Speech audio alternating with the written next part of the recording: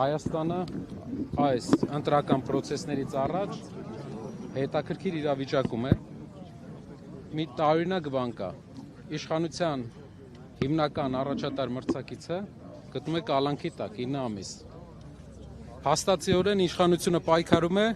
նրա նկարի դեմ միայն, խոսքի ազատությունը սահմանափակված է, այսինքն մարդը մենք քննչական կոմիտե նամակներ են գրել, պատասխանները դրական չենք ստացել, խոսքի ազատությունը սահմանափակված է իր կողմից։ Սահմանափակված է նաև դրական չենք ստացել, հաստատում չենք ստացել, ստացել է պատասխան, որ մենք իրավասու չենք դատարանի վճիռը մեկնաբանենք։ Իսկ դա նշանակում է, որ մենք հարցրել ենք, իրավասություն ունի, իրավունք կա, որպեսզի հանդես գա իր դեմքով հայտարարությամբ։ Պատասխանը եղել է այդպես լողուկ պատասխան։ Այս անարդար վիճակի մասին արձանագրումներ արել են նաև միջազգային իրավապաշտպանները,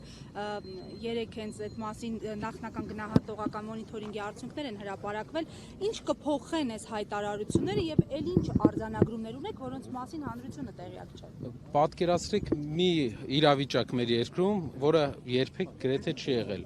Իշխանության հիմնական մրցակիցը, ումից իրենք փաստացի վախ ունեն մեծ, սահմանափակված է խոսքով, սահմանափակված է իր ժողովրդի հետ շփման հնարավորությամբ, բայց անգամ դրանից հետո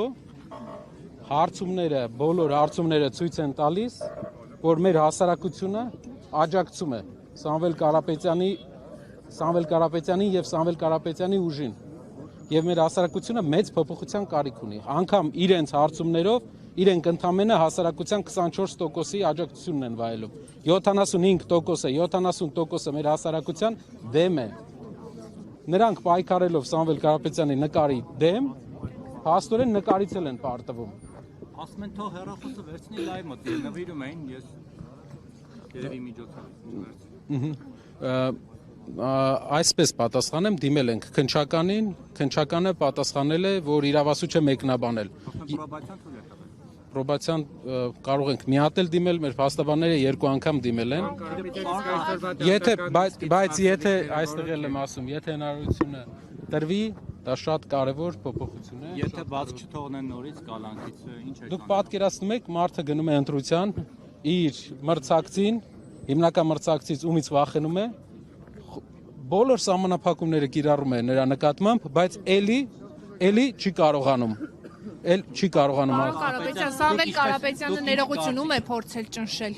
Արտաքին հետախուզության ծառայության հայտարարությունը կարդացել եք, ըստ էության մեղադրանքները դեպի ձեր կողմ են, ում է փորձել ճնշել Սամվել Կարապետյանը։ Սամվել Կարապետյանը տնային կալանքի տակ է 8 ամիս։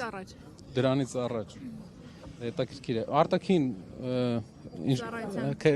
հետախուզական, ես շատ ուրախ եմ, որ մեր երկիրը ունի արտաքին հետախուզական ծառայություն, որի ղեկավարը սակայն Քրիստինն է Գրիգորյանը։ Այո, մարդու իրավունքների պաշտպանը,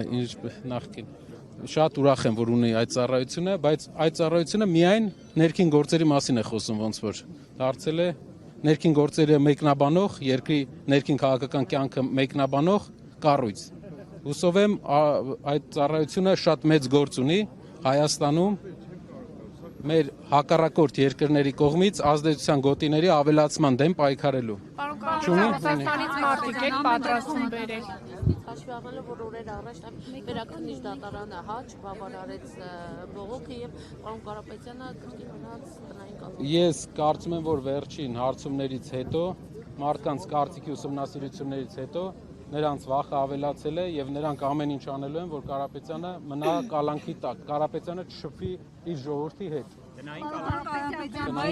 Ալեն Սիմոնյանը իր էջում հրապարակել էր ամերիկյան միջազգային հանրապետական ինստիտուտի հարցումները, ըստ որի Փաշինյանը վստահության 18%։ Այդ նույն հարցումները 2021 թվականի ընտրություններին ընդդիմությանը 1% ձայն էին կանխատեսում։ 1% ձայն ընդդիմությանը, երբ ընդդիմությունը հավաքեց 350,000-ի կարգի։ Այսինքն հնարավորությունը բավական լայն է եւ անգամ եթե 21 թվին իրենք այդքան են ասել 1%, հիմա անգամ չեն էլ կարողանում թաքցնել, բայց անգամ իրենց հարցումներով իրենք մեր հասարակության 70%-ը իրենց հետ չի։